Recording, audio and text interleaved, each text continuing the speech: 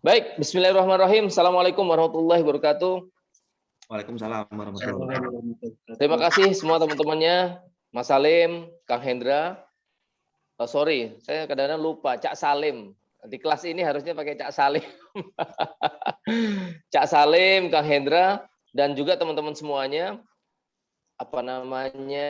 penghuni kelas tetap di bisnis bisa laris ya. Dan dulu Mas Salim mengkonsepnya kayaknya memang obrolan-obrolan ringan begitu ya, tapi berkualitas dan nanti kita harapkan berdampak. Tapi saya lihat ke kanan maksudnya Kang Hendra ini bukan obrolan ringan, ini obrolan berat ini. Dan teman-teman semuanya, insya Allah mudah-mudahan doakan ya dari kelas malam Jumatan ini, insya Allah kita akan niat bahwa materi khusus yang analisa kompetitor ini akan kami jadikan buku insya Allah nanti ya. Nanti akan banyak strategi di dalamnya, termasuk juga studi kasus bagaimana Kang Hendra menyiapkan brand-brand besar. Nah tentunya teman-teman pasti mendengar ya bakso aci. Nah ini lagi viral-viralnya karena memberikan hadiah kepada pemegang double terbaik dunia yang mendapatkan emas di Olimpiade kemarin. Nah itu salah satu sentuhan dari beliau. Abnormal dan banyak sekali jejak sejarah perkulineran yang Kang Hendra set up untuk menjadi seperti itu, dan itu tidak lebih dari pengalaman-pengalaman. Makanya beliau menyampaikan kemarin, Abi kayaknya saya lebih banyak sebagai orang praktikal di lapangan. Bagus, menarik sekali itu ya. Nah teman-teman semuanya, nah kali ini kita seperti polling kemarin bahwa kita akan bicara tentang masalah analisa kompetitor. Kang Hendra, Mas Salim, ini menjadi penting buat teman-teman semuanya karena banyak teman-teman itu bisnisnya betul-betul dengan cara sporadis, tidak dengan saintis. Salah satunya adalah mereka tidak melakukan analisis ya. Nah, kompetitor ini adalah bagian dari analisa, bagian dari analisis, bagian dari kondisi-kondisi faktor eksternal yang perlu kita persiapkan ya. Kalau kita mengenal adanya sebuah analisa, biasanya pakai SWOT, dan sekarang orang lebih banyak yang pakai cocoknya pakai yang TOWS ya, karena bicara ancaman dan tentunya bicara opportunity yang nanti bisa komparasikan ke dalam kemampuan-kemampuan kita. Nah ternyata yang kita pahami juga teman-teman semuanya, ternyata analisa kompetitor itu dulu kita mikirnya kompetitor itu ya yang head to head, yang kelihatan, yang langsung dan tidak langsung gitu ya. Wah, ternyata begitu dikirim di slide-nya banyak, ternyata ada head to head, ada yang shadow, ada yang waduh, udah semakin blur. Nah, kebayang kita. Ya, bayangkan kalau sebuah strategi bisnis itu kita tidak memahami teritorial di mana kita berada dan kondisi pasarnya bagaimana, ditambah lagi nggak tahu kompetitornya, kebayang betul-betul kita ini seperti orang yang buta yang berjalan dalam kegelapan, nggak tahu ngapa-ngapain. Ya pantas kalau cost-nya berdarah-darah, ya. Marginnya belum tentu dapat, udah cost-nya berdarah-darah. Udah bisnis itu aneh artinya adalah bahwa pendapatan belum tentu dapat, cost-nya udah pasti. Nah, ditambah lagi dengan kondisi yang seperti ini gitu loh ya. Nah, oleh karena itu teman-teman, nanti saya sama Mas Salim akan mengawali sedikit ya. Ya tipis-tipis lah tentang bicara tentang masalah direct sama indirect. Nah, nanti yang selebihnya Kang Hendra yang akan menuntaskan. Dan sekali lagi, karena waktunya terbatas, ya mudah-mudahan Mas Kang Hendra bisa cukup memberikan gambaran kepada kita yang cukup jelas begitu ya. Walaupun nanti jelasnya Anda akan dapatkan di buku kami bertiga, ya begitu. Oke, baik Mas Salim, katanya mau cerita ini yang direct. Jatah sampean direct itu, nanti aku indirect. Saya ini di setiap kelas-kelas ya, itu saya selalu bicara tentang kompetitor. Ini bukan seperti lomba lari. Bukan seperti lomba lari yang kita berlari di sebuah lintasan, mana yang paling cepat itu yang menang. Bukan seperti itu, Bi. Kompetitor itu adalah siapapun yang membuat customer kita nggak jadi beli ke kita. Kayak gitu, Bi. Jadi kalau misalnya nih, kita jualan kerupuk lah katakanlah. Targetnya adalah sebuah market tertentu dan kita udah dengan berbagai effort mempresentasikan, menawarkan, mempromosikan market yang kita bidik, kerupuk yang kita jual tadi. Ternyata kerupuk itu nggak kebeli gara-gara ada pihak lain yang membuat orang nggak jadi ke kita. Nah, pihak lain yang membuat orang nggak jadi ke kita itu kan Bahasanya mengganggu, Mas ya? ngeganggu dia. Mengganggu. Karena ngeganggu, akhirnya Pihak yang nggak beli ke kita. Pihak. Maka siapapun yang bikin itu, dialah kompetitor kita. Kayak gitu, Bi. Cuman tentu saja kompetitor. Sip. Nah, ini nanti Kang Hendra akan sharing juga nih ya, bahwa kompetitor itu bukan cuma produknya sama. Makanya saya selalu bilang gini, Bi. Kalau misalnya kita ngadepin market, kita bisa identifikasi dengan lima model, Bi. Yang pertama, orang butuh es teh, maka kita kasih es teh. Jadi orang butuh es teh, kita kasih es teh. Yang kedua, orang butuh es teh, kita nggak kasih es teh, Bi. Kita kasih es teh, tapi dengan es teh yang lebih berbeda produknya. Jadi produknya sama-sama es teh, tapi ada bungkusnya, ada dan lain sebagainya. Jadi es tehnya udah berbeda. Lalu ada lagi, orang butuh es teh. Kita nggak tawarin es teh, Bi. Kita gali sebenarnya kenapa kok dia butuh es teh. Oh, ternyata karena haus. Kalau haus, ya, maka daripada es teh kita tawarin es campur. Bi. Sehingga dia nggak jadi beli. Ojo nyebut brand lain, Mas. Beli es campur. Ojo nyebut brand lain. Iya. Ya. Dan pakai nama generik itu harusnya nggak boleh. Cuman nggak tahu kok bisa boleh. Iya, makanya kesalahan pemerintah. Kalau saya jadi pemerintah, saya coret tuh, Bi. Karena dia pakai kata generik sebagai brand. Nama boleh. Yang umum yang orang lain boleh ya. Iya. Ya, makanya Kang Hendra langsung senyum-senyum. Wah, ini kompetitor. Nah, jadi orang kita tawarin es campur gitu. Nah, lalu kemudian yang berikutnya lagi, ternyata kalau memang dia pengen beli es teh, kadang-kadang nggak ditawarin es campur, Bi. Kita tawarin kipas angin, Bi. Jadi akhirnya dia nggak jadi minum es teh, tapi karena gerahnya ya. Jadi nggak ngomongin gerah ya. Gerahnya bisa diselesaikan dengan kipas angin. Jadi kita nggak jualan es teh, kita jualan kipas angin. Outputnya sama-sama nggak jadi gerah. Nah, lalu ada lagi yang terakhir, Bi. Kita tanyain, kenapa kok sampai butuh es teh? Oh, ternyata karena ada hal-hal yang sifatnya melakukan sesuatu. Nah, preparing untuk melakukan sesuatu supaya nggak sampai gerah itu kita siapin, Bi. Jadi, kita udah siapin nih obat anti gerah nih. Iya. Kalau beli obat ini atau beli ramuan ini kagak bisa gerah, sehingga kagak butuh es teh. Nah, jadi ini kompetitor yang membuat kita harus perhatian bahwa di segala aspek yang ada kita hadapi, ternyata kompetitor bisa macam-macam. Nah, kalau head to head atau direct, ini saya melihatnya dia itu sama-sama produknya. Jadi sama-sama es teh-nya kita taruh. Fiturnya apa? Benefitnya apa? Kemarin kita udah ngomongin benefit ya. Terus kemudian es teh saya, fiturnya apa, benefitnya apa, kita taruh bahkan di market yang sama, Bi. Kita jualan es teh, marketnya beda. Ya, itu namanya direct. Kalau head to head, marketnya sama, konteks atau model-model strateginya juga sama, konsepnya sama, produknya sama, bahkan kadang-kadang harganya sama, Bi. Sama-sama 5.000-an. Kita tarung di harga 5.000, konsepnya sama, ya. Terus kemudian marketnya juga sama yang dibidik, itu head to head. Tapi kalau direct, mungkin sama-sama es teh, konsepnya mirip, harganya bisa beda, Bi. Walaupun ini adalah market yang sama. Nah, ini menyebabkan kita ternyata melihat kompetitor itu nggak cuman hanya bersaing sesama penjual es teh. Kita bikin kue nggak hanya bersaing sesama penjual kue. Karena ada produk ciki-cikian rasa kue, jadi gitu. Bahkan nanti ya kayak misalnya nastar nih, nanti Lebaran kan lagi ngetren nastar. Ntar Lebaran tahun depan orang nggak butuh nastar, karena kita jualan ramuan rasa nastar. Wah, ini hati-hati nih total jajan ini, hati-hati nih, bisa terdistrap. Bocorin. Gitu, Bu. Inilah kompetitor, dan kadang-kadang kita nggak aware, nggak melihat siapa yang menjadi perusak dari customer kita untuk datang ke kita. Yang membuat dia nggak jadi beli ke kita.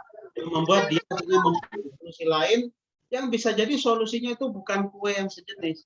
Jadi bukan hanya bertarung antara kue dengan kue.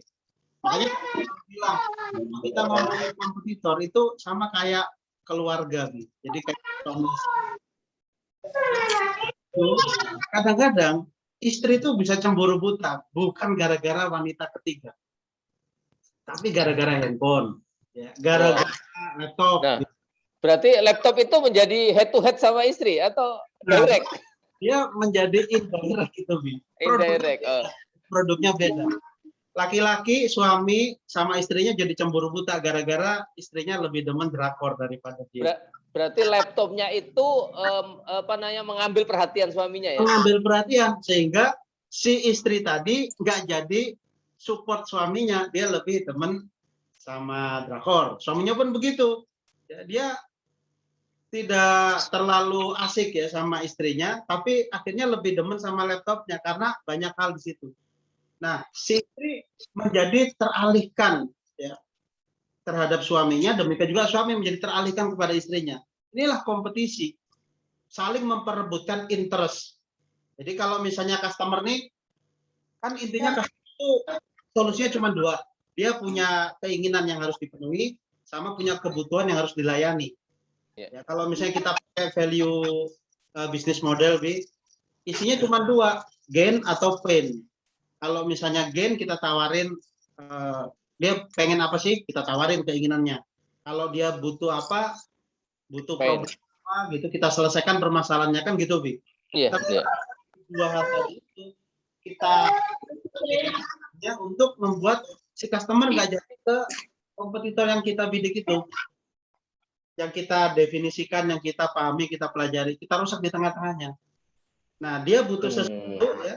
Ternyata sesuatu itu bisa dihadirkan tanpa dengan produk yang sama, tapi dengan sesuatu yang berbeda yang membuat si customer tadi jadi ke kita. Ini pun berlaku sebaliknya. Kita udah capek-capek mendeliver sebuah value, kemudian mempresentasikan, mengkomunikasikan ke market. Ternyata market nggak jadi ke kita, gara-gara ada solusi lain yang bisa ditawarkan, walaupun itu tidak sama yang kita tawarkan. Jadi, budgetnya dia yang tadinya misalnya 500.000 nggak jadi ke kita, tapi memilih ke dia. Sebagai contoh nih, B, misalnya kita main di dunia pelatihan ya, kita tawarin nih pelatihan 5 juta untuk sebuah produk ya, misalnya financial class misalnya. Orang udah alokasikan tuh, ternyata 5 jutanya itu nggak jadi dialokasikan ke kita, akhirnya dia ikutan ke workshop marketing. Yang satu marketing, yang satu finance. Produk yang berbeda, tapi dia nggak jadi beli ke kita gara-gara duitnya lari ke workshop marketing ini. Padahal beda, nggak ada sama-samanya sama sekali. Bahkan workshopnya offline, yang satu workshopnya online. Tapi customer budgetnya cuma 5 juta, dia memilah dan memilih. Saya ini mau tawarin ke siapa nih? Mau tawarin ke apa? Mau beli ke ikut kemana? Ikutan workshop yang finance atau workshop yang marketing. Duit cuma 5 juta.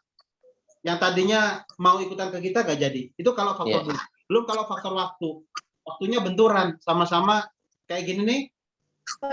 Teman kita aja yang ikutan yang bikin acara ngobrol-ngobrol santai gini di hari Kamis jam setara dengan ini, itu ada beberapa, Bi. Nah, ini kan kita saling menarik yang mana yang lebih tertarik dengan obrolan kita, atau mau ada obrolan lain tentang misalnya membangun keluarga bahagia, atau obrolan lain. Nah, ini yang kita hadapi. Artinya kita dalam persaingan itu kadang-kadang kita terlalu fokus sama orientasi ke customernya, tapi kita lupa melihat market ini sebenarnya kenapa kok dia nggak jadi ke kita. Padahal kita udah menawarkan sesuatu. Kenapa kok dia milih yang lain? Kenapa kok dia milih produk yang lain? Kenapa dia milih konsep yang lain? Kenapa dia milih harga yang lain? Kenapa dia milih solusi yang lain? Kenapa nggak kita? Itulah alasan kita untuk harus aware sama komputer-komputer tadi. Nah, kayak gitu. Jadi kan termasuk yang ini Mas ya, yang indirect ya. Indirect seperti kayaknya di fintech begitu ya. Jadi software perbankan yang fintech yang mereka tidak head to head sama perbankan itu juga bisa menarik konsumennya untuk diarahkan ke program-program fintechnya dia kan begitu. kayak gini nih contohnya perbankan ya, kalau dicontohkan perbankan, hari ini yang lagi ngetren kan Bank Jago. Apa? Bank Jago ini keren dia. Bank digital. Gedungnya ya cuman gitu-gitu aja. Jaringannya ya kagak ada. Di semua kota kagak ada yang namanya bank bernama Bank Jago. Tapi sekarang tingkat kapitalnya luar biasa, perputarannya luar biasa. Bahkan mungkin Abi kalau kita belum menggunakan Bank Jago misalnya ya, kayaknya kok masih ketinggalan zaman gitu. Masa urusin duit aja harus capek-capek ke kantor bank gitu. Ini udah ada perubahan. Metodenya berbeda, Gitu, Bi. Oke. Wah, semakin seru nih Mas Salim. Dan tentunya ini akan semakin ramai kalau kita bedah nanti per satu-satunya nanti gitu ya. Ya. Oke. Kak Hendra udah siap belum? Wis. Oke. Ayo mainkan. Sudah ada yang nanya tadi tuh bagaimana mengkategorikan segala macamnya.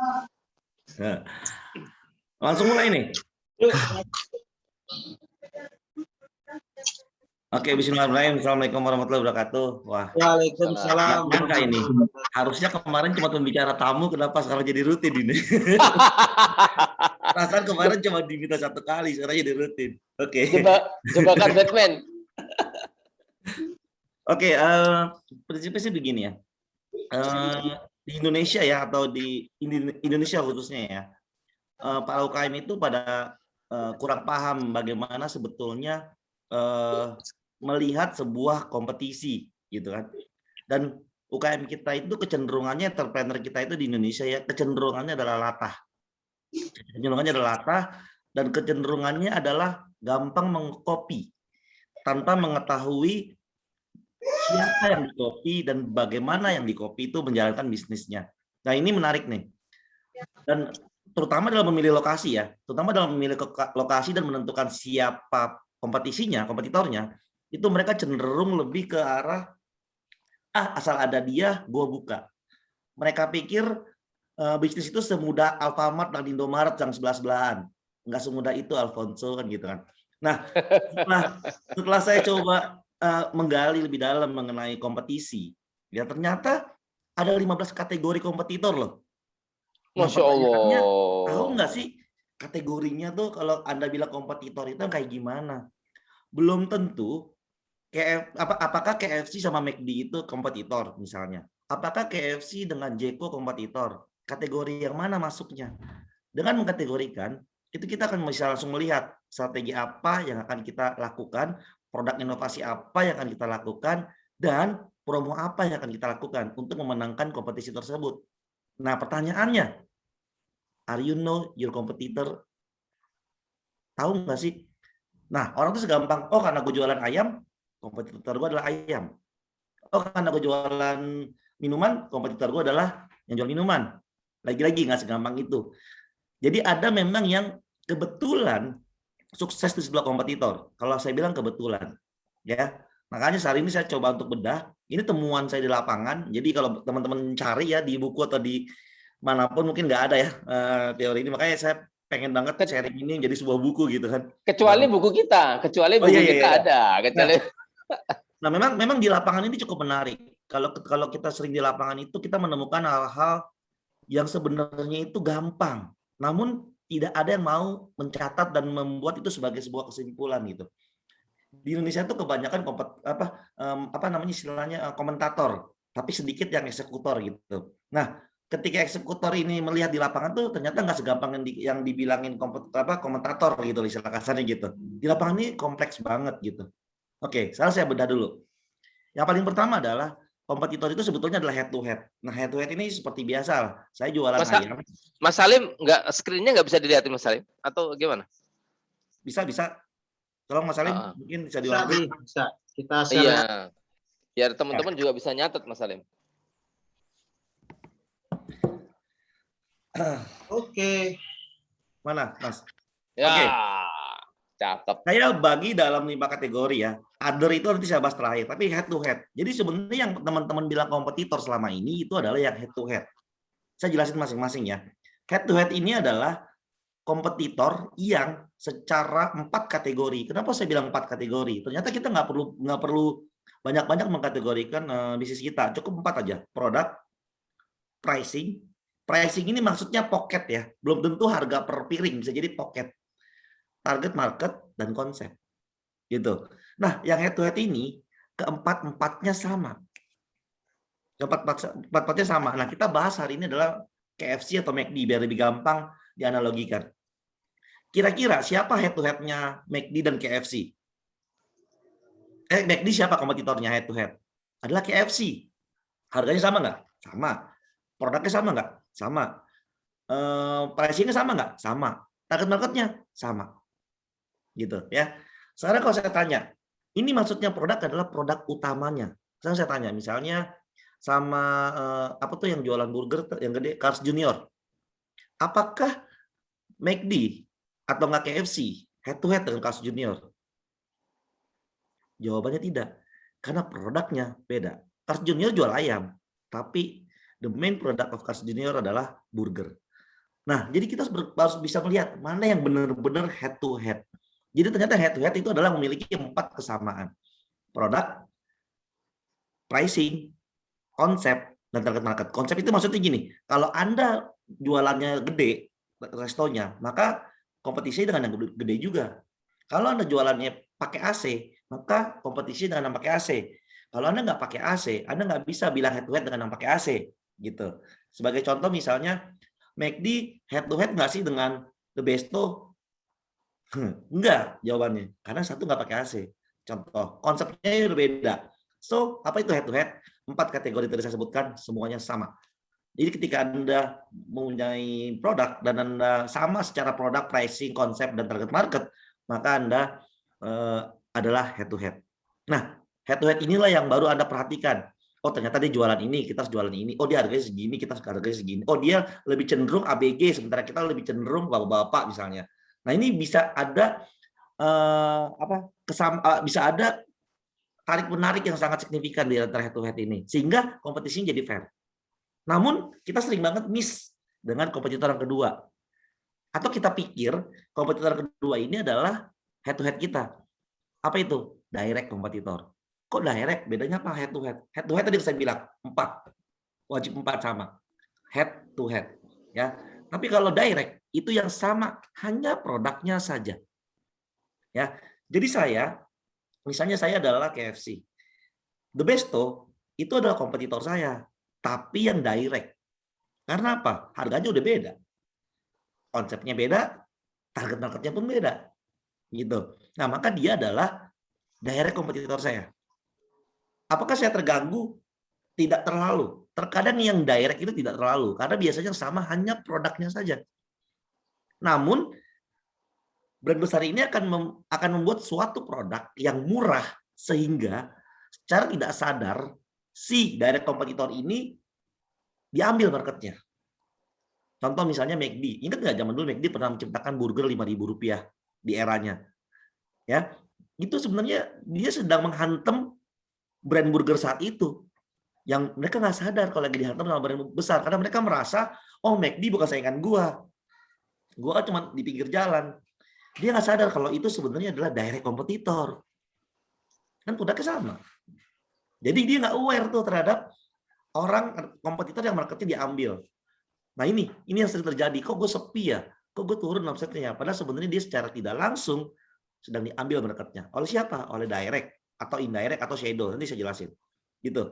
Nah, intinya direct adalah selama produknya sama, produk utama ya. Saya punya 10 produk, tapi utamanya ayam crispy. Ya udah ayam crispy gitu. Jadi jangan 10-10-nya. Selama produknya sama, you are my competitor. As a direct competitor. Kita klasifikasikan tuh ya. Nah, nanti kita klasifikasikan dari semuanya.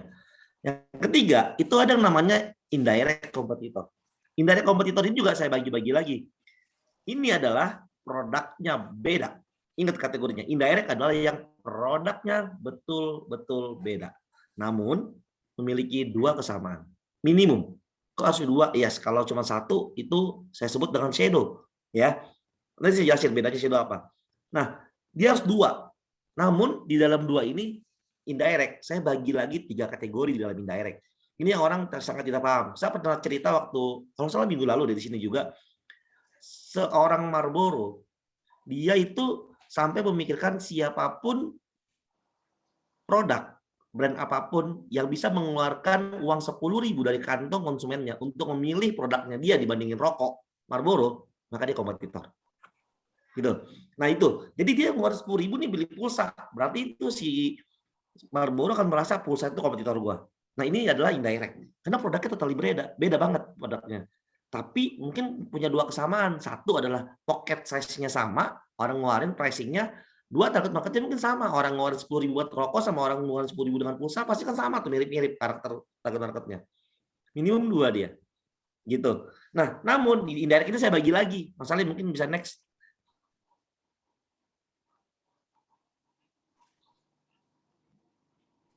Ada saya bagi 3. Nah, ini di dalam indirect itu saya bagi 3. Ini penting banget nih untuk mengetahui. Ini saya temukan di lapangan. Yang pertama adalah indirect yang sifatnya mutualism kompetitor. Ini adalah apa tuh mutualism? Saling menguntungkan. Produknya beda, tapi saling melengkapi. Jadi kadang-kadang kita gini, oh kan gue jualan minuman kekinian ya, aku deketin dia aja. Sama kok target marketnya, tanpa memahami sebenarnya hanya produknya aja yang sama. Tanpa memahami sebenarnya dia itu bukan kompetitor. Misalnya contoh, yang mutualism ini adalah contoh saling melengkapi. Misalnya di sebelahnya makanan pedas, maka di sebelahnya Anda buka minuman kekinian. Pertanyaannya, paling simpel gini. Banyak orang bilang haus selalu mendekati brand makaroni ngehe. Saya bilang sama teman saya, kebetulan Mas Gufran teman ya. Saya bilang, bro kenapa lo deketin ini? Iya, karena orang makan pedas pasti pengen minum. Terus dia sentil. Itu bukan kompetitor kalau menurut saya. Itu bukanlah mutualism kompetitor. Kenapa, Ndra? Karena begini, saya bilang sama dia, orang yang beli makaroni ngehe, apakah makannya di tempat? Dia langsung diam. Enggak, Ndra. Enggak kan? Dia bungkus kan? Yes. Kepedesannya di mana? Di rumah. Terus, lu berharap dia beli minuman dulu karena lu di sebelahnya kepedesan? Iya ya. Yang beli Gojek paling kan. Ngerti nggak maksudnya? Saya bilang, saya kasih dia satu insight dan dia sangat thank you banget, dia langsung berubah. Itu dia. Lo kalau mau beneran sebelah pedas, bukalah di sebelah yang jualan seblak yang dine in. Pedas tuh, jelas. Makan di tempat. Kepedesan, pulang masih kepedesan, berharap masih pedas, beli minuman lu. Bener. Tapi kalau sebelah pedasnya yang di take away, ini bukan mutualism kompetitor. Be careful. Gitu. Jadi, mutualism kompetitor adalah yang benar-benar bisa saling melengkapi. Nah, perihal Indomaret sama Alfamaret, kalau diperhatikan itu sebenarnya head to head. Tapi dia juga indirect. Apa? Dari sisi pricing. Di Indomaret mungkin murah cemilan. Di Alfamaret kadang-kadang murah tuh ya sabun-sabunan. Mereka selalu begitu tuh. Jadi ada mutualism. Head to head, but indirect juga gitu. Secara pricing. Mereka mencari diferensiasi. Dan kalau orang memperhatikan, memang begitu cara mainnya. Itu contoh. Jadi ketika Anda bicara mutualism, pastikan dia betul-betul melengkapi brand Anda. Contoh lagi, Anda sebelahnya buka bakso. Anda sebelahnya buka martabak yang manis. Kan biasanya asin dengan manis. Pertanyaannya, baksonya bakso apa? Di take away enggak? Gitu. Martabaknya kan take away, baksonya kan makan di tempat misalnya. Ini nggak matching, misalnya contoh. Oh matching mas, karena kan misalkan bakso orang pengen makan manis terus dibungkus. Oke, mungkin masih bisa. Tapi intinya, yang Anda lihat adalah orang yang belinya. Kalau orang yang belinya adalah Gojek, dan dia makannya di rumah, dan Anda buka di sebelahnya, maka Anda tidak melengkapi. Anda bunuh diri namanya. Berarti Anda tidak paham namanya persaingan siapa sebelah Anda buka. Sehingga wajar terjadi, pantesan aja Ndra, gue harus belah makaroni sepi-sepi aja. Gitu. Contoh gitu ya. Yang ramai itu ketika memang kebetulan di daerah situ food paradise. Selain makaroni banyak brand lain. Nah itu baru rame. Nah itu pertanyaannya beda lagi. Karena banyak brand lain, maka banyak dine in. Gitu. Ya. Jadi mutualism adalah, indirect mutualism adalah yang saling melengkapi. Beda produk, tapi saling melengkapi. Gitu. Yang kedua, pocket kompetitor. Nah, ini pocket kompetitor ini sama ngeluarin duitnya. Misal saya ke McD ngeluarin 30.000 sekali makan ayam dengan paket. Saya ke Jeko misalnya 30.000 juga. Misalnya, ini contoh ya, contoh. Atau jangan Jeko deh, Starbucks. 30.000 juga satu gelas kopinya gitu kan. Di sini belinya saya pakai ayam pakai nasi, di sini kopi doang 30.000. Itu indirect kompetitor. Melengkapi nggak? Melengkapi. Kenapa? Karena yang ke sini ada, yang ke McD adalah emak-emak, yang ke Starbucks adalah bapaknya. Makanya McD menciptakan coffee, McD Cafe. Perhatiin nggak? Karena dia tahu ada market indirect dia yang dia tidak bisa garap dan diambil oleh orang lain. Diambil oleh Starbucks dan diambil oleh kompetitor kopi-kopi lainnya. Gitu. Makanya dia menciptakan kafe. Biar itu karena dia sadar mengenai indirect kompetitor ini. Nah, teman-teman, oh iya baru sadar ya, kenapa tiba-tiba bikin kopi ya? Bukan karena ikut-ikutan tren, bukan. Gitu. Tapi dia tahu bahwa ada market yang diambil nih sama indirect. Emak sama anaknya ke situ, bapaknya bawa kopi dari sebelah misalnya. Atau bapaknya ngopi ke sebelah, nungguin di sebelah. Dia ngerasa ada yang hilang nih. Dan dia tahu orang Indonesia itu nggak mau ribet. Kalau ada kopi, ya udah. Kopi Starbucks, kopinya McD, seenak Starbucks nggak? Enggak. Tapi kan yang penting ada kopi. Gitu. Karena dia nggak cari orang yang tahu kopi enak. Dia mencari comfort drink istilahnya. Kopi yang nyaman aja buat diminum. Enak apa nggak enak kan relatif. Siapa sih yang benar-benar bisa tahu kopi yang enak apa nggak enak? Orang cuma bisa bedain kopi yang manis sama yang nggak manis. Udah. Enak nggak enak itu cuma pecinta kopi doang. Kalau peminum kopi mah nggak tahu rasanya. Bias gitu. Nah, karena McD sadar adanya mutualisme kompetitor. Yang kedua, pocket tadi. Sorry, yang kedua itu pocket. Dia pocket, dia indirect pocketnya dia tahu bahwa pocket ini itu keganggu sama Starbucks. Dia bikinlah coffee shop. Startnya bukan di Indonesia, startnya di Australia dia bikin pertama kali. Barulah masuk ke Indonesia. Gitu. Yang ketiga, yang indirect itu opposite. Opposite itu produknya berlawanan, tapi memiliki target market dan konsep yang sama. Contoh misalnya di Bandung, itu ada satu area itu yang pusat fashion semua. Dan herannya, tidak ada yang berani buka makanan di situ. Itu pusat fashion. Nah, tiba-tiba ada satu brand awalnya nih, saya ingat banget di Bandung. Ada satu brand buka nih, dong, rame brandnya. Gara-gara dia, akhirnya banyak brand kuliner di situ. Kenapa? Dia tahu bahwa orang-orang habis belanja ini di sepanjang jalur fashion ini, orang pasti haus dan lapar. Gitu. Nah, ini adalah opposite kompetitor. Jadi jangan Anda pikirin bahwa makanan itu kompetitornya hanya makanan, gitu. Dan kompetitor itu bukanlah suatu hal yang harus dimusuhi, tapi harus dilihat bahwa di balik kompetitor ini ada peluang yang bisa kita ambil. Ada peluang yang bisa kita tarik, ada peluang yang kita bisa penuhi kantong-kantongnya dengan produk kita gitu. Kayak gitu. Jadi opposite kompetitor adalah salah satu indirect kompetitor. Itu baru fashion dengan kuliner. Bisa jadi kuliner dengan rumah sakit. Contoh salah satu brand donat gitu di kota Jawa Tengah, ya. Dia mendekati rumah sakit. Gitu. Karena apa? Rumah sakit dengan donat apa hubungannya? Ada. Ingat, orang Indonesia membuat donat sebagai oleh-oleh. Donat bukanlah makanan utama buat orang Indonesia. Oleh-oleh. Jadi kalau bawa orang sakit bawanya donat. Gitu. Atau misalnya brand bakery buka di sebelahnya kecantikan, estetika, kayak Natasha Clinic misalnya. Gitu. Itu kan jadi kompetitor yang opposite. Kenapa? Nungguin di atau misalnya coffee shop, saya buka di sebelah estetika. Kenapa? Misalnya emak-emak ini diantar sama bapaknya menongkrong nggak ada, sebelahnya dia ngopi. Misal, itu bisa dijadikan sebuah point of interest, bisa dijadikan sebuah kompetitor. Sampai segitunya orang harus melihat kompetitor. Itu kita sebut dengan indirect opposite kompetitor. Kompetitor yang indirect, opposite, tapi saling menguntungkan juga pada akhirnya. Ingat, kompetitor itu tidak ada yang salah, tidak ada yang jahat. Justru kompetitor adalah keuntungan buat kita. Asal kita tahu bagaimana cara melawannya dan bagaimana cara kita saling melengkapinya. Nah, setelah tahu ini, kita barulah tahu shadow. Shadow kok masih dipikirin juga ya, Mas? Iya, shadow adalah hanya memiliki satu aja kesamaan di luar produk. Satu aja kesamaan. Misalnya, saya jualan donat. Saya jualan donat, marketnya adalah ibu-ibu. Ya, sebelah saya jualan katakan hijab.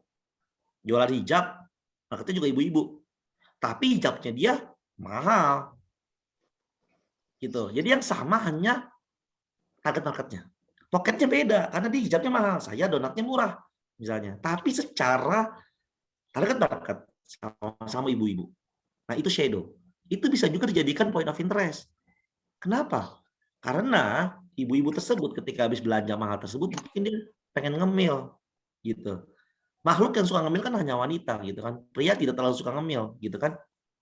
Iya, malah yang suka ngemil itu hanya wanita gitu. Pria tidak terlalu suka ngemil gitu. Nah, ini menarik nih bahwa ketika memang wanita suka ngemil, maka target Anda ketika kategori cemilan adalah wanita. Nomor satunya secara gender. Karena wanita dan malah suka ngemil gitu. Ya, gitu. Untuk contoh adalah opposite shadow atau kompetitor saya bilang. Shadow satu kesamaan doang di luar produk. Ya. Nah, itu dari sisi 4 kategori. Other interest adalah kompetitor lain yang menjadi point of interest kalian di luar brand. Sorry, di luar yang saling mirip. Misalnya, point other interest saya adalah rumah sakit. Other interest saya adalah fasilitas umum.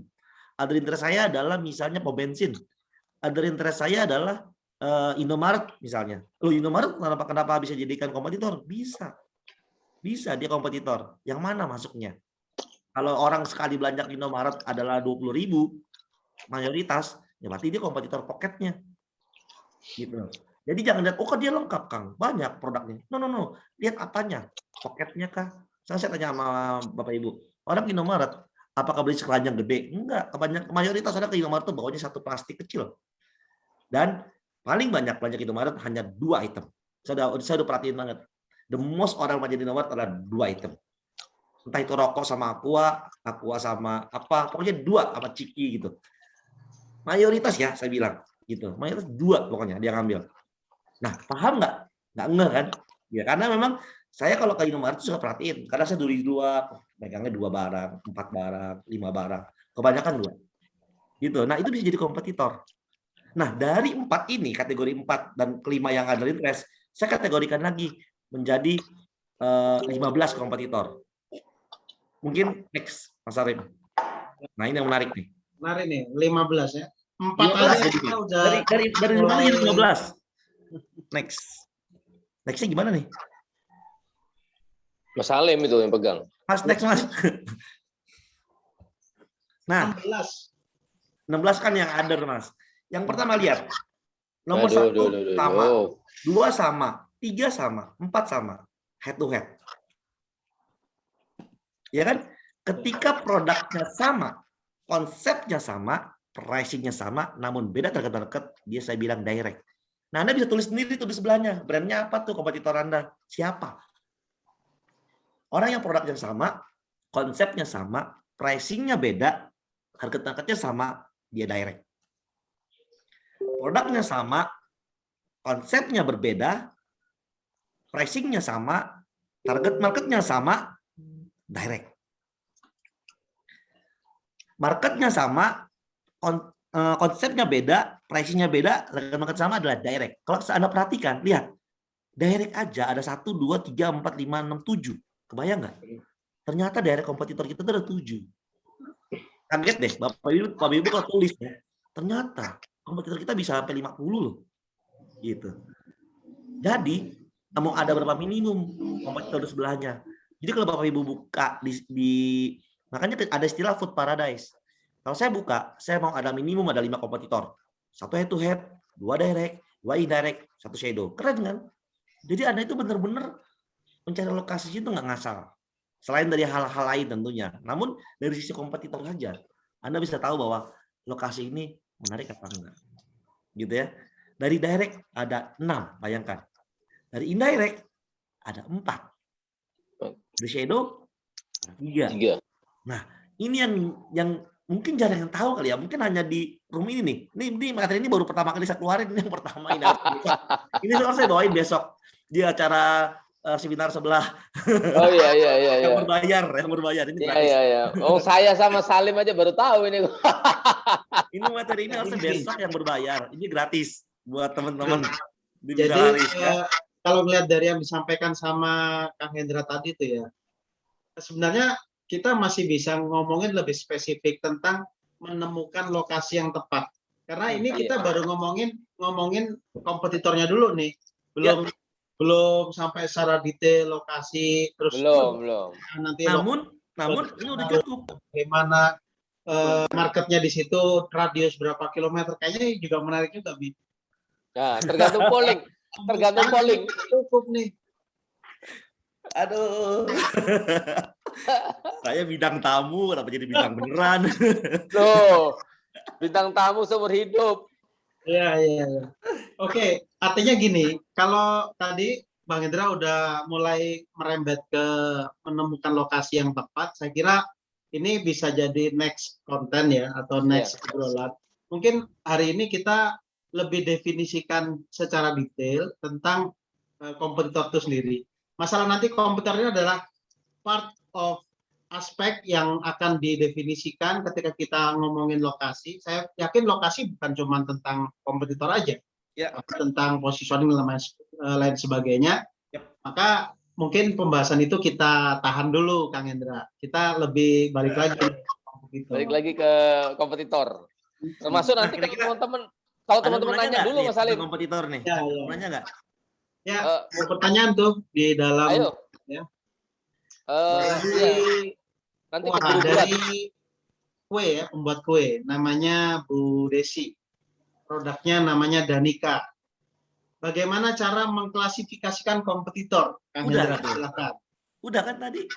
Udah dijawab ya, udah dijawab sama Kang Hendra. Kalau ngikutin dari awal. Jadi jawab ya. Dari slide yang sekarang, Kang Hendra, saya bisa melihat bahwa memang direct itu sama head-to-head itu produknya sama ya. Ya. Sama produknya ini bisa didefinisikan apakah benar-benar sama persis atau sama mirip. No. Kalau head-to-head itu harus 4 yang sama, bukan cuma produk. 4. Kalau direct, asal produknya sama, itu direct. Produknya sama. Produknya sama. Ya. Misalnya ayam crispy, bukan cuma bilang ayam goreng. Kalau saya bilang ayam goreng Fatmawati dengan KFC itu beda. Kategorinya KFC itu crispy gitu. Ayam goreng Fatmawati ayam goreng biasa gitu, ayam goreng pakai minyak gitu kan. Nggak pakai crispy gitu maksudnya. Jadi harus benar-benar spesifik produknya itu. Berarti kalau ayam goreng yang satu crispy, yang satu ayam goreng kecap misalnya, ini beda. Produknya udah beda ya? Udah beda. Tapi konsepnya beda. Konsep bisa beda, pricing bisa sama. Target market bisa sama. Berarti kalau produk sama indirect. Ayam goreng crispy versus ayam goreng crispy kayak gitu ya? Yes. Sama-sama ayam crispy ya? Ada pertanyaan lanjutan Mas Salim? Oh iya, pertanyaan lanjutan kita coba lihat. Masih dari Desi yang berbeda ini. Ini Desi. Kompetitor beda I sama Y. Yang tadi Desi Jakarta, sekarang Desi Tegal. Iya. Saya mau rebrand. Ini kemarin pertanyaannya udah kita obrolin tentang ini yang kemarin diobok-obok ini, bisa kampung. Bisa kampungan atau bisa kampung? Tapi Mbak Desi dari Tegal ini ya, dia punya brand namanya bumbu apa ya? Nanti biar dijelasin sendiri deh. Sekalian bisa disampaikan di room chat ya. Punya bumbu enak, salah satunya bumbu rendang. Saya udah nikmatin dan enak banget. Dan saya order lagi. Nah, ini pertanyaan menarik. Brand mengkhususkan dipisah aja dari pizza, stromboli dan lain-lain, nggak ada lagi pasta, burger dan lain-lain.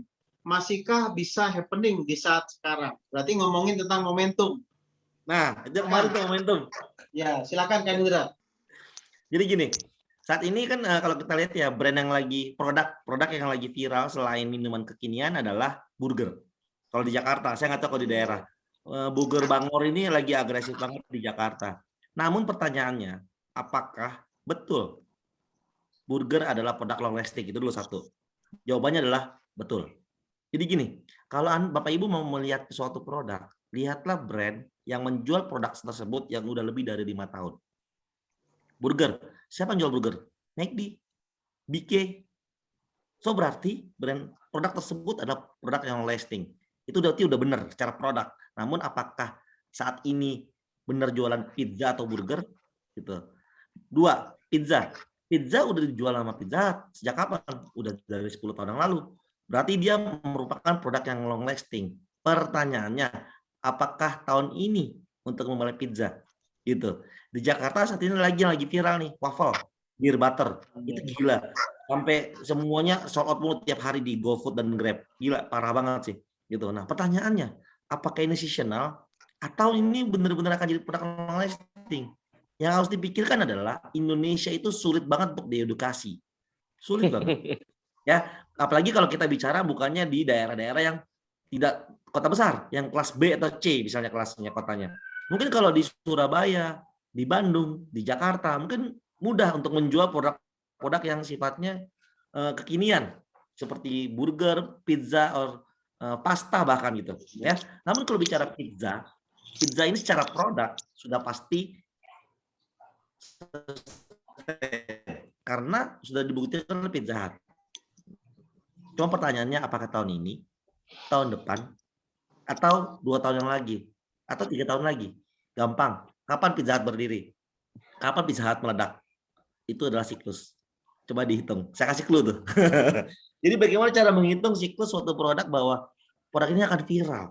Gitu. Siklus itu ada siklus terulangnya. Jadi ada ketika lagi siklus. Sekarang ini Pizza Hut sebenarnya siklus lagi di bawah. Kalau kalian mau tahu nih. Cuman apakah udah benar-benar in the low?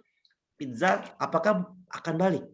Ataukah udah di low? Ataukah udah mulai start balik? Atau masih makin turun lagi? Nah, ini harus dicari tahu. Gitu. Namun pizza secara produk seksi.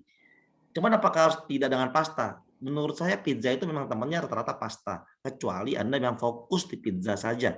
Gitu. Seperti halnya dulu McD hanya fokus di burger saja di awal-awal. Namun seiring perkembangan zaman, McD memasukkan fried chicken di dalamnya. Seiring dengan perkembangan zaman, McD masukin coffee di dalamnya. Gitu. Nah, namun ini kan semua diperlukan riset dan mengerti akan sebuah kompetisi di lapangan. McD bisa aja buat coffee shop sendiri dengan merek coffee shop McD misalnya. Tapi dia tidak lakukan itu. McD bisa aja buka fried chicken sendiri untuk menghantam KFC. Tapi dia tidak lakukan itu. Karena dia tahu membuat brand baru untuk berskala internasional itu nggak gampang. Dia hanya fokus kepada add-on produk yang sudah long lasting di dunia. Gitu. Itu jawabannya. Nah, kalau masalah di brandingnya masih happening atau tidak, tergantung. Karena memang ada market yang bisa di-create. Ada market yang tidak bisa di-create. Contoh gini, ada orang bilang, kita start produk dari produknya dulu. Produknya itu harus ada market share-nya. Nggak salah teori itu, benar. Tapi kalau saya tanya, bakso aci. Coba cari market share bakso aci, ada nggak? Nggak ada, bos. Nggak ada. Dia meng-create. Gitu. Tidak ada bakso aci datanya. Tapi kok bisa viral sekarang? Hampir semua peracian viral. Bakso aci sekarang, apapun brandnya. Ya, walaupun satu bakso aci sangat menonjol brandnya gara-gara influencer tersebut gitu kan. Nah gitu. Nah, kenapa dia viral? Karena masyarakat Indonesia sudah diedukasi makan aci. Dulu aci dianggap sampah makanannya. Tapi diedukasi sama apa? Sama cireng. Gara-gara edukasi sama cireng, semua orang suka cireng. Cireng adalah aci yang digoreng. Cilok adalah aci yang dicolok. Harusnya aci yang direbus itu namanya cibus. Aci yang direbus. Tapi kenapa mereka bilang bakso aci? Ini kan menarik nih yang create namanya nih. Iya kan? Harusnya kan cibus, aci yang direbus. Tapi dia buat kriteria tersendiri bakso aci. Gitu kan? Apapun brandnya gitu kan. Dan viral. Gitu. Ini belum ada marketnya. Gitu. Tapi apa? Momentumnya. Yang kemarin saya bahas. Momentumnya pas karena orang lidahnya udah diedukasi sama cireng. Orang udah tahu, oh aci, ya aci itu cemilan. Dulu aci masa kamu makan, gitu. Sama kayak seblak. Seblak dulu mah nggak ada mau makan. Sekarang kerupuk disiram. Iya. Sebenarnya seblak sama itu apa namanya? Sama fettuccine sama maksudnya bedanya apa? Seblak itu kan direbus juga kan? Saya bisa aja bikin seblak direbus, habis itu saya bikin carbonara tuh seblaknya. Menarik kan? Seblak udah diedukasi, kenapa harus direbus semua? Kenapa harus pedas semua? Kenapa nggak seblak ini dibuat seperti layaknya fettuccine atau makaroni yang direbus pakai pasta? Ini menarik loh. Tuh, produk baru tuh. Belum ada tuh. Seblak yang jadi lapar. Seblak yang pakai carbonara belum ada. Padahal kan direbus tuh. Jadi new produk ini bisa jadi viral karena orang udah diedukasi dengan seblak. Hampir semua kota ada seblaknya. Yang saya datangin, yang level UKM. Berita edukasi kan makan seblak. Tinggal edukasi kejunya aja nih. Seblak dibikin seperti fettuccine, misalnya seblak dibikin seperti carbonara, seblak dibikin seperti pasta misalnya. Kan sama-sama direbus. Gitu. Kayak gitu contohnya ya. Itu kurang lebih gambarannya sih dari saya. Kang Hendra, ini udah cukup menjawab ya untuk Mbak Dini Tegal yang bisnisnya di pizza. Jadi beliau lagi udah nih kayaknya ngurusin rebranding dan lain sebagainya. It's okay. Apa yang menyebabkan seorang menempatkan outletnya persis bersebelahan dengan outlet lain? Nah, itu lokasi kayaknya tuh. Dari Mas Pram Abizar, ya. Mas Pram Abizar, head to head. Misalnya sate kumis berjejer, alfa dengan nomor dan lain-lain. Tadi udah dibahas sekilas. Cuman nanti ini pertanyaan ini harusnya kita jawabnya minggu depan nih, Bi. Kalau kita nanti jadi ngobrolin tentang lokasi. Karena lokasi ini juga pembahasan yang panjang dan lebar ya. Kira kalau dijawab sekarang, ntar pertanyaan lain kagak terjawab. Iya. Sekarang fokus di kompetitor aja, Mas. Mungkin saya bisa jawab masalah kompetitor yang itu yang sate. Jadi gini, bisa jadi dia hanya mengambil kompetitor indirect karena dia poketnya adalah sate adalah 10.000. Dia pikir orang yang beli Indomaret adalah orang-orang yang memang middle low. Makanya dia bukan sebagai Indomaret. Segampang itu. Bisa jadi begitu. Tapi pertanyaannya, apakah benar Indomaret itu kompetitornya? Contoh gini, ini saya punya teman banget. Teman saya ini punya brand warung Indomie juga waktu saya buka normal. Dia pikir dengan dia buka di sebelah saya karena dia head to head dan memang ngikutin kita banget, dia bakal lebih viral atau minimum sama lah. Bahkan dia buka di depan kita lebih besar gitu di Bandung, gede banget dia 2 kalinya kita gitu, 2 kalinya normal gitu. Dia pikir gitu, tapi ternyata apa terjadi? Dia sepi, bahkan dia tutup. Dia tanya, "Enggak, kenapa gue tutup ya? Padahal kan gue bener-bener ngikutin lu." Nah itu namanya kalian hanya mengikuti lokasi yang diikuti oleh kita. Anda kan nggak tahu kenapa gue pilih lokasi di sini kan? Lu kan nggak tahu kenapa gue pilih lokasi di sini karena analisa dalamnya. Lu cuma pikir karena gue jualan Indomie, lu bukan sebelah gue. Padahal target market lu siapa? Pas saya tanya target marketnya aja dia ternyata nyebut yang beda sama kita. Tapi saya nggak sebutin target market saya waktu itu. Target market itu siapa? Ini. Oke, dari situ aja salah saya bilang.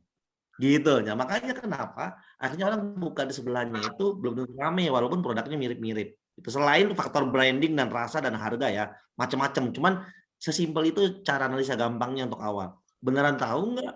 Gitu. Seperti orang mengcopy bayar 1.000 piring bayar gratis bayar pakai doa. Tahu nggak sih realnya tuh? Rohnya yang bayar pakai doa itu kayak gimana sih kita create-nya? Jangan ikutin doang gitu. Kayak gitu sih. Kalau cuma gratis doang mah gampang. Gitu kan? Kayak gitu. Nah, kalau kayak gitu bayar pakai doa udah banyak. Yang belum ada tuh bayar pakai dosa. Bahaya itu. Langsung tutup itu. Lanjut pertanyaan. Tanya lagi nih. Silakan Bi. Dibacain Bi pertanyaannya Bi. Cek Mas. Dari Ulum tuh. Dari Mas Ulum. Mas Ulum. Oh, izin tanya coach. Setelah kita tahu siapa saja kompetitor kita, langkah apa saja yang harus dilakukan? Oke. Yang pertama adalah kalau memang dia tergantung kompetitornya siapa ya. Kalau head to head berarti Anda perhatikan semuanya. Contoh, ketika dia berinovasi, kita jangan langsung latah mengikuti dia. Lihat dulu. Jadi kita tuh sebagai pemilik brand tuh harus tenang, tidak latah. Contoh gini. Anda tahu Jeko dong pasti kan? Ya enggak? Kenapa Jeko nggak latah? Padahal di lapangan ini per Bischoffan udah laku. Tapi kenapa Jeko tidak ngeluarin Bischoff? Ya kan? Buktinya dia pada akhirnya ngeluarin Oreo. Pada akhirnya. Ingat, pada akhirnya. Gitu. Dia menunggu momentum. Biarkan orang lain mengedukasi. Ketika marketnya udah gede, dia bikin. Masuk. Iya. Oreo juga begitu. Dia nggak dari awal bikin Oreo. Biarin dulu viral. Begitu udah teredukasi dengan baik, dia buat Oreo. Gitu. Jadi biarin edukasi. Biarin dulu. Nanti dia bikin terakhir gitu. Ada hitungannya. Feeling saya akhir tahun maksimum dia akan ngeluarin Bischoff. Hitung-hitungan saya kalau saya nggak salah. Karena hitungan saya mulai bulan Agustus ini Bischoff sudah mulai masuk ke industri perkuean. So, jangan sampai telat. Gitu. Kemarin ke minuman kan? Bulan ini sudah mulai masuk ke perkuean. Dan alasan terakhir adalah karena Bischoff ini belum banyak seluruh Indonesia, supply chain-nya belum banyak. Makanya Jito nggak mau buru-buru, dia kan seluruh Indonesia. Ngirimnya gimana? Bischoff tuh belum banyak. Nah kalau Oreo kan di Indomaret juga bisa temu. Bischoff di Indomaret tuh belum tuh ada. Gitu. Jadi supply chain juga dipikirin. Feeling saya, kalau bulan ini Bischoff sudah mulai merambah viral di makanan, maka tahun depan Bischoff akan ada di Indomaret atau Alfamart. Segampang itu. Ketika udah di mana-mana, barulah itu dia akan bikin. Gitu. Dan biasanya Jeko itu dia bikin dulu, baru dia produknya ada di Indomaret. Hitung-hitungan saya gitu. Waktu dia saya tuh mantengin banget waktu dia buka Oreo itu saya pantengin kapan dia buka Oreo, saya tungguin, wah dibuka akhirnya. Gitu. Dan saya lagi nungguin mereka launching Bischoff. Tapi Krispy Kreme sudah duluan launching Bischoff. Terlalu cepat. Makanya Krispy Kreme itu Bischoff-nya kurang laku. Kecepatan dia. Dia kecepatan ngeluarin Bischoff-nya. Harusnya dia sabar sedikit. Orang Bischoff lagi diedukasi di minuman, dia udah keluarin di makanan. Orang lagi sekali lagi masalah momentum ya. Saya udah ngebayangin ada telepon dalamnya ada Bischoff-nya itu. Ternyata belum tentu laku ya. Kenapa? Karena momentumnya belum tentu dapat. Iya. Bischoff. Sama kayak kue cobro sama misro dalamnya Bischoff. Amis di jero lagi. Ya. Lanjut gitu lah kurang lebih. Jadi apa yang harus kita lakukan sebentar singkat. Jadi yang harus kita lakukan adalah produknya apa, harganya berapa, promonya apa. Jadi kita harus lihat. Kalau dia promonya buy one get one, jangan langsung ikutin, lihat dulu nih. Jangan-jangan dia bikin promo itu cuma pengen ngabisin bahan baku. Sekali ngikutin, amburadul deh. Jadi seperti itu nih. Kadang-kadang orang promo itu cuma ngabisin bahan baku. Kang Hendra, ini menarik banget ya. Gila juga ya. Kalau akhirnya dia punya strategi bahwa dia membuang stok itu dengan cara menghabiskan begitu, yang penting bisa BEP atau kembali modal minimal ya. Dan itu kita lihat sebagai tren yang harus dikejar. Wah, itu salah.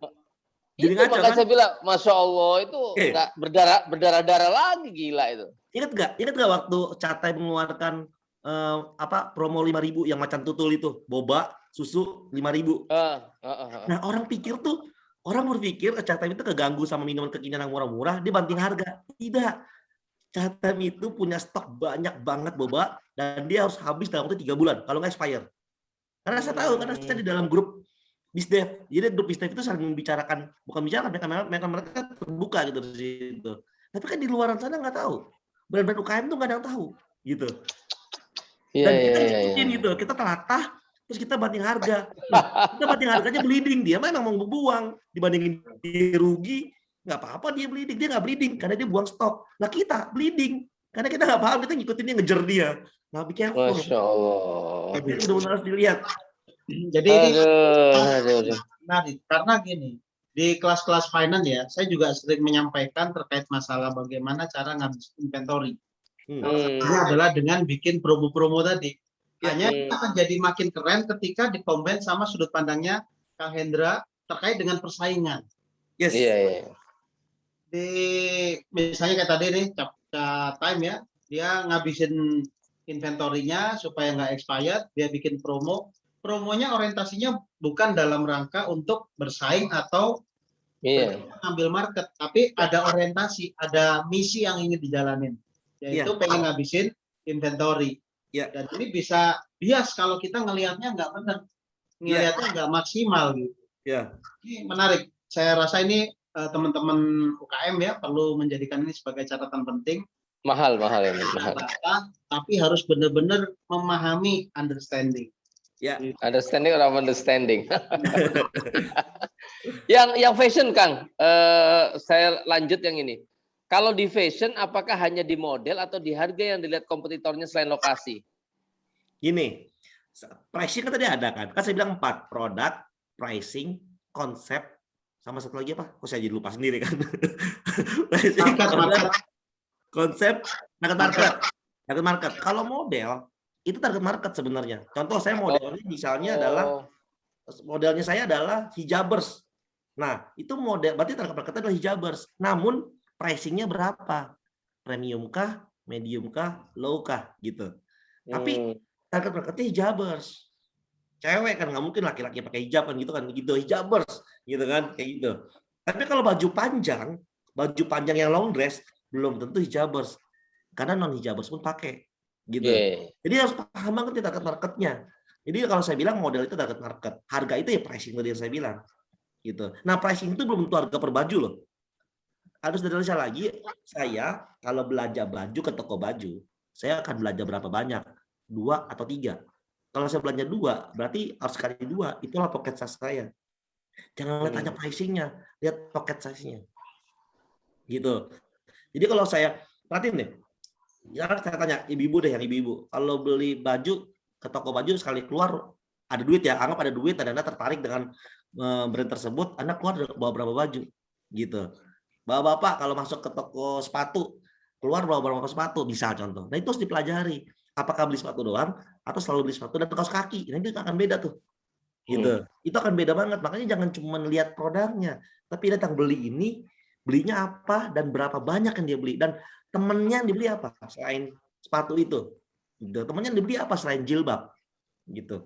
Karena jarang banget orang khususnya fashion ya, datang tadinya beli jilbab, keluar hanya bawa jilbab, tuh jarang banget.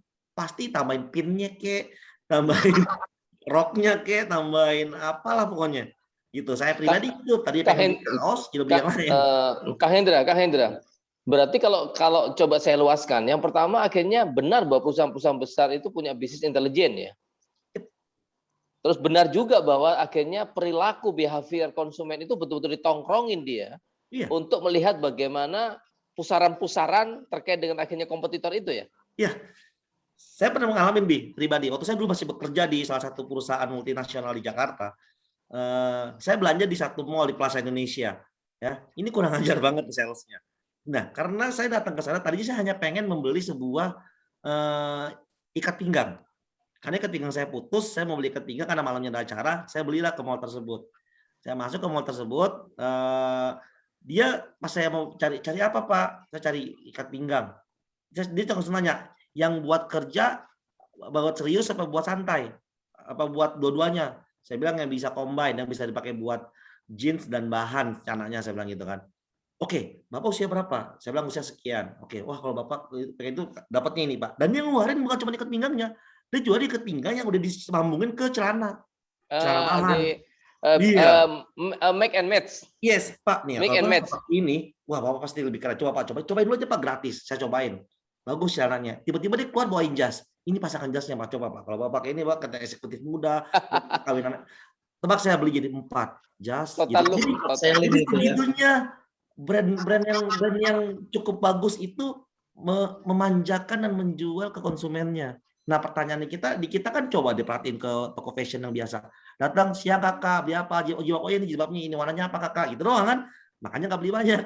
Tapi brand-brand yang bagus itu tuh mereka digituin kita. Jadi karena mereka tahu bahwa orang yang belajar di sini kalau nggak beli 2 item, mereka nggak boleh keluar gitu. Gimana caranya? Gitu ya. Nah itu contoh contoh. Jadi gitulah dunia fashion gitu. Kalau mau lebih upselling-nya tuh benar-benar bagus tapi mengerti produknya, mendalami produknya dan servisnya bagus gitu. Jadi orang pasti beli. Jadi jangan pernah anggap konsumen itu nggak punya duit. Anggaplah konsumen itu kaya. Gampang kok ketika tawar-tawarin nanti ujung-ujung beli 1 ya cuma 2. Dia nggak punya duit atau dia pelit. Udah gitu aja. Gitu. Tapi kan potensi itu kan kecil. Gitu. Ya. Gitu. Oke. Mas Salim ada berapa lagi Mas Salim? Ya, ada satu pertanyaan lagi, Bing. Dan kita sudah di atas jam 9. Mungkin ini pertanyaan terakhir. Penutup ya.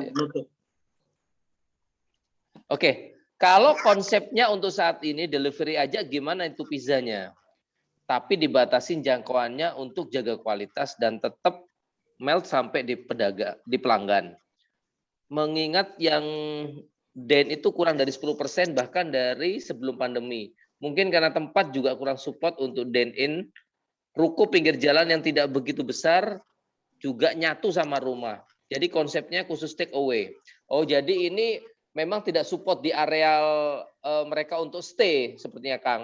Karena ini ada ruko dekat di rumah, jadi akhirnya lebih banyak fokus ke take away. Kalau saya disuruh pilih, saya akan fokus ke lokasi. Jadi saya akan paksain untuk buka di lokasi yang memang secara market nggak ada. So buat apa? So what? Buat apa gitu? Kecuali memang Anda pengen bukanya khusus Ghost Kitchen. Khusus Ghost Kitchen. Saya pernah membuat satu brand dengan partner saya, walaupun akhirnya pecah kongsi karena something dan lain hal, itu berhasil. Jadi saya buka brand tersebut pada saat pandemi pertama kali di bulan Maret, saya ingat banget waktu itu. Buka brand sushi hanya Ghost Kitchen, berhasil. Omsetnya itu di atas 100 juta. Ya, bahkan di peak-peaknya itu 250 juta. Hanya sushi, karyawannya 8 orang, tidak punya dine-in, tidak sewa ruko karena di dapur rumah teman saya, dan udah punya 3 cabang sekarang. Dan sampai sekarang omsetnya udah sampai 600 juta di 3 cabang tersebut. Berhasil. Tapi kan saya tidak menggaransi bahwa sushi itu bakal hangat sampai tempat Anda. Enggak. Kalau pizza Anda menjamin hangat, Anda nggak bisa kontrol. Saya jarak 10 km, saya order pizza, emang pasti hangat. Iya. Termasuk di KFC yang durasi lamanya untuk ditowel itu ya, krieknya gitu ya, panasnya itu ya, itu yang dihitung. Kenapa Pizza Hut atau Domino pernah ada tagline pizza segar dan panas sampai pintu rumah Anda dalam 30 menit atau gratis? Itu bukan karena dia pizzanya pakai pengawet sehingga panas, pakai pemanas, tidak. Tapi dia buka PHD yang kecil-kecil mendekati rumah-rumah warga. Oke. Gitu. Jadi nggak sembarangan gitu. Tapi kan dengan adanya GoFood ini sebenarnya bunuh diri. Udah nggak bisa ngegaransi itu lagi karena kita nggak bisa kontrol yang beli GoFood itu jarak berapa kilometer. Iya. Satu itu. Dua, kita nggak bisa kontrol kalau yang nganterin ini GoFood itu pakai plastik doang nganternya. Hujanan apa bisa jadi udah nggak seger lagi. Kita nggak bisa kontrol. Makanya jangan menjanjikan sesuatu yang kita nggak bisa kontrol. Kang Hendra, kehujanan yang ngiup dulu kesasar apa segala macam. Iya makanya. Kang Hendra berarti begini ya, kalau saya tangkap berarti akhirnya nanti kita fokus kepada tetap experience-nya pelanggan untuk merasakan hangatnya pizza, dan Kang Hendra merekomendasikan memang harus ada ada tempat yang rekomendasi untuk mereka bisa makan makanan yang paling enak. Dan tentunya Uni ini tantangan. Nah, katanya Kang Hendra ya, lu harus punya tempat, jangan nempel di rumah. Kalau perlu rumahnya dijual, cari ruko, ada kontrak. Loh, tahu ceritanya itu kan Ray Krocnya McD kan? Dia kan sukses gara-gara ngegadein rumahnya dulu kan. Bikin franchise banyak, akhirnya dia sukses gadein rumahnya loh itu dia. Saya punya banyak kejadian teman-teman UKM, rame mereka itu, tetapi mereka hanya berdiri depan rumahnya. Terus dia bilang, kenapa nggak dilebarkan? Itu nggak enak mertua saya. Loh, mertuanya pindahkan ke rumah yang bagus, tempat itu gedein, nggak berani. Padahal sudah 15 tahun itu usaha kue, kan sayang Kang. Iya. Kayaknya kita kita perlu materi keberanian itu nanti. Jadi itu gini. 5 hal yang paling penting di industri kuliner. Nomor 1 lokasi, nomor 2 lokasi, nomor 3 lokasi, nomor 4 produk, nomor 5 baru target market. Location. Oke. Makanya lokasi nanti kita tawarkan untuk dibahas di sesi berikutnya. Oke, nanti pollingnya Mas Salim buat ya. Obrolan yang panjang banget nih ngomongin lokasi aja. Oke, Mas Salim udah overtime. Mas Salim bisa nanti teman-teman, insya Allah besok malam ini atau besok langsung ada polling. Nanti kita mau bicara apa? Mudah-mudahan saya pun sepakat kalau kita memilih lokasi karena itu mungkin yang paling termasuk juga begini. Kalau nanti pembicaraan lokasi, kayaknya Kang Hendra nanti akan betul-betul men-challenge kepada kita. Berani tidak kita mengkorbankan betul-betul untuk cari tempat yang paling strategis itu ya. Termasuk juga harus mungkin ya mengorbankan rumah kita. Nah, rumah tidak produktif untuk apa juga kalau ada tempat yang strategis itu. Mungkin itu cara Tuhan untuk memindahkan kita ke tempat yang lebih bagus gitu loh. Kan sayang. Nah, keberanian ini yang kayaknya memang perlu disupport terus ke teman-teman semuanya gitu Kang Hendra ya. Ya, ini soalnya saya tuh jarang-jarang banget sharing loh. Kalau Bapak-bapak, kalau teman-teman ya nge-add Instagram saya nggak akan ada tuh sharing-sharing kayak gini. Saya bukan tipikal orang yang sharing di Instagram karena saya makanya ini beruntung banget nggak bisa bikin kata-kata, saya nggak bisa. Beruntung banget yang bisa join di sesi kita malam ini, Bi. Ini tadi selain urusan lokasi ya, sebenarnya ada lagi pilihan topik yang menantang dan menarik. Memilih untuk ghost kitchen atau karena segmen marketnya adalah harus di take away ya konsepnya, atau harus ada lokasi. Nah, kayaknya itu juga jadi topik yang bisa ditawarkan. Iya. Karena ini juga jadi pilihan kita bagi pengusaha untuk main di mana. Gitu. Iya. Dan sekali lagi Mas Salim, mungkin saya juga mengingatkan ke teman-teman semuanya, walaupun katakanlah di tengah kondisi kanan kiri viral di kelas-kelas yang lain, tetap kita istiqomah Mas dengan orang yang ada saja, karena kita ingin memberikan sebuah experience kepada teman-teman di sini, walaupun sedikit tapi kontennya penuh berbobot, walaupun ini free, tapi Kang Hendra tidak segan-segan memberikan ilmu-ilmu yang cukup mahal kepada kita, dan beliau sampaikan sendiri jarang share-share di tempat-tempat yang umum begitu, kecuali tempat-tempat yang memang tertentu. Dan mudah-mudahan ini menjadi lapak yang bermanfaat, berkah insya Allah, apalagi malam Jumat ini. Mudah-mudahan kita semua mendapatkan impact dan juga mendapatkan sebuah trigger yang cukup besar untuk bagaimana kita melihat bisnis kita. Begitu Mas Salim. Terima kasih terima kasih channelnya Mas Salim, terima kasih Kang Hendra, ilmunya luar biasa. Teman-teman semuanya, terima kasih partisipasinya. Insya Allah ketemu lanjut lagi di segmen selanjutnya dan judul-judul yang lebih menarik lagi. Dan ingat, polling ada di grup Telegram. Terima kasih, selamat malam dan insya Allah